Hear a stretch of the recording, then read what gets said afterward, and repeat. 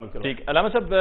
کل نماز جمعہ کے لیے اجتماعات کی بات ہو رہی ہے۔ نور الحق قادری صاحب کا کچھ دن پہلے ایک بیان آیا، اس میں انہوں نے کہا جی دینی اجتماعات اور اس طرح کے اور جو اجتماعات ہیں ان سے پرہیز کیا جائے۔ نماز جمعہ کی بھی انہوں نے بات کی۔ آج طاہر اشرفی صاحب کا بیان آیا کہ جی ایسا کچھ بھی نہیں ہے۔ تو جمعے کی نماز کے لیے کیا ہمیں کرنا ہوگا؟ ہمارا جیسے کہ ایمان بڑا مضبوط ہے اور کچھ لوگوں سے بات ہوئی، انہوں نے کہا جی انشاءاللہ ضرور جمعے کی نماز پڑھنے کے لیے جائیں گے۔ میں یہ بات کہنا چاہتا ہوں کہ آپ کی عبادات کی، آپ کے اجتماع کی دو قسمیں ہوتی ہیں۔ قسمیں ہوتی ہیں جو مستحب یا نوافل ہوتے ہیں، ان کے لیے تو کمپرومائز کیا جا سکتا ہے، لیکن جہاں تک تعلق ہے فرائض اور واجبات کا، میں سمجھتا ہوں ان میں کمپرومائز کی کوئی گنجائش وجود نہیں ہے۔ مساجد کے اندر ہونے والے جو اجتماعات ہیں، میں سمجھتا ہوں جس طرح ہسپتالوں میں مریضوں کو پہنچانا آپ کے لیے انتہائی ضروری ہے کہ وہاں پہ کیور اور ٹریٹمنٹ ہونی ہے، اسی طرح مساجد کا بھی ایک دروازہ جب تک آپ نہیں کھولیں گے ان لوگوں کے لیے دکھی ہیں، پریشان ہیں، خوفزدہ ہیں، تو اس وقت تک یہ بات نہیں بنے گی۔ میں یہ سمجھتا ہوں کہ جس طرح آپ کے ٹریٹمنٹ کے لیے ہسپتال کی بڑی اہمیت ہے، جس طرح آپ کے ٹریٹمنٹ کے ڈاکٹر کی بڑی اہمیت ہے، اس طرح آپ کی ٹریٹمنٹ کے لیے مساجد کے دروازوں کی بڑی اہمیت ہے، فرائض اور واجبات کی بڑی اہمیت ہے۔ حی علی الفلاح جس وقت مؤذن یہ بات کہتا ہے تو در حقیقت وہ کامیابی کی طرف آپ کو بلا رہا ہوتا ہے۔ تو کامیابی کا راستہ بیماری کا راستہ نہیں ہے،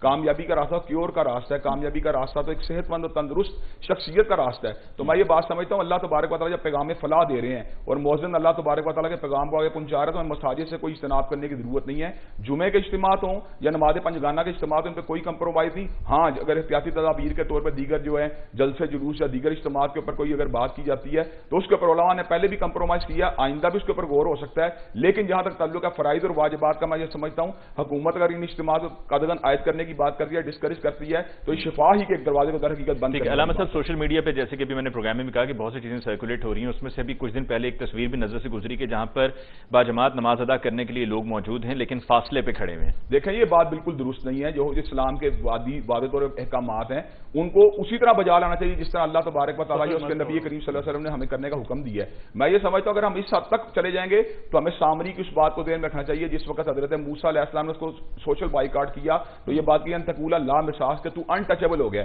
ہمیں اس سچویشن میں نہیں چلا جانا چاہیے کہ ہم انٹچیبل ہو جائیں، ہماری سے گھبرائیں، میں آپ سے گھبراؤں، آپ مجھ سے گھبرائیں، میں نصر اللہ ملک صاحب سے گھبراؤں۔ ہم اس موقع پر یہ سوچ رہے ہوں کہیں ایسا نہ ہو کہ آج کے پروگرام میں ہونے ڈسکشن کے بعد میں کورونا کو لے کر چلا جاؤں گا۔ ہمیں کیور اور پریونشن کے اوپر عمل کرنا چاہیے، احتیاطی تدابیر کے اوپر مناسب حد تک عمل کرنا چاہیے، لیکن ذہنی حبت طاری نہیں کر لینا چاہیے، پینک نہیں ہونا چاہیے، بلکہ اللہ تبارک و تعالیٰ کی ذات کے سامنے جھکنا چاہیے، اس کے سامنے جو سبمٹ کرنا چاہیے اور اپنے اعمال کو جو ہے ریویو کرنا چاہیے۔ اور خبر طاری کریں گے پھر آپ کہیں گے 5 نمازیں ایک کر لیتے ہیں۔ ایک بات میں پلیز اگر آپ کہیں گے تو میں ایڈ اپ کروں گی اس کے اندر۔ دیکھیں ایک چیز میں بالکل علامہ صاحب کی بات سے بڑی متفق ہوں، فیئر فیکٹر کی بات کر رہے تھے۔ دیکھیں زندگی موت، عزت ذلت، نفع نقصان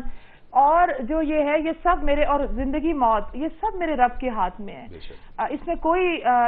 دوسری رائے نہیں ہے۔ فیئر فیکٹر تب بھی آتا ہے جن لوگوں کا توکل کمزور ہو جاتا ہے یا ایمان کی آپ کمزوری کی جیسے بات کر رہے ہیں، مگر ایک چیز اور ہے، precaution is always better than remedy.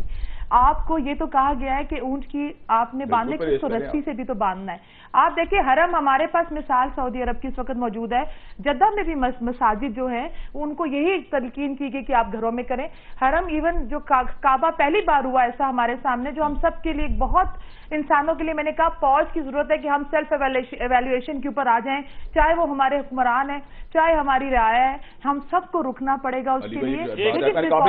ہم سمجھتے ہیں کہ آپ جی، اور وضو کا جو ہے میں پھر کہوں گی کہ 5 دفعہ نہیں 10 دفعہ وضو کریں اور پھر واقعی جتنی آپ طہارت کریں گے اللہ کو یاد کریں، استغفار کریں۔ سمجھتا ہوں جو کچھ ہو رہا ہے وہ علماء کی رائے کی ریفلیکشن نہیں ہے، وہ وہاں کی اپنی ایک مینجمنٹ ہے، اپنی کنسلٹنسی ہے۔ جہاں تک کعبے میں داخل ہونے کی بات کا تو علماء امت کا اس پہ کنسنسس ہے، ومن دخلہ کان آمنا، اس کو وہاں جا کے امن ملتا ہے، آب زمزم میں شفا ملتی ہے۔ یہ کیوں کیا گیا ہم اس کے بارے میں کوئی جسٹیفیکیشن دینے کی پوزیشن میں نہیں ہے، لیکن بیت اللہ کو کلوز کرنا یا اس کو اغلاق کرنا یا مساجد کا اغلاق کرنا یہ کوئی درست بات نہیں۔ دوسری بات یہ جو سینسر والا تھرمامیٹر ہے جو 3000 کا آپ نے 50,000 کا کر دیا ہے، وہ 3000 کا حکومت کر دے، ہسپتالوں کے باہر لوگ، مسجد کو باہر لوگ کھڑے ہو کے دیکھ لیں گے کس کا ٹیمپریچر ہے، اس کو الگ کر لیں گے نا۔ کرنا تو ملک صاحب بہت کچھ چاہیے، لوگ یہ کہیں گے جی جن کے مکان میں ہم کرائے پہ رہتے ہیں وہ کرایہ معاف کر دیں، نہیں کرایہ معاف کر دیں، حفاظتی تدبیر ہے نا جی، حفاظتی تدبیر کے اجتماع پہ جانے والے لوگوں کا ٹیمپریچر چیک کیا جائے تو 3000 والا جو آپ نے 60,000 پہ پہنچا دیا ہے، مساجد والے لے لیں گے، بڑے آرام سے لے لیں گے، 3000 والا ٹیمپریچر چیک کر لیں گے، لیکن اللہ تعالیٰ ہم سب کو ہدایت دیجیے۔ ملک صاحب کو بہت بہت شکریہ تشریف لائے، علامہ صاحب آپ کو بہت بہت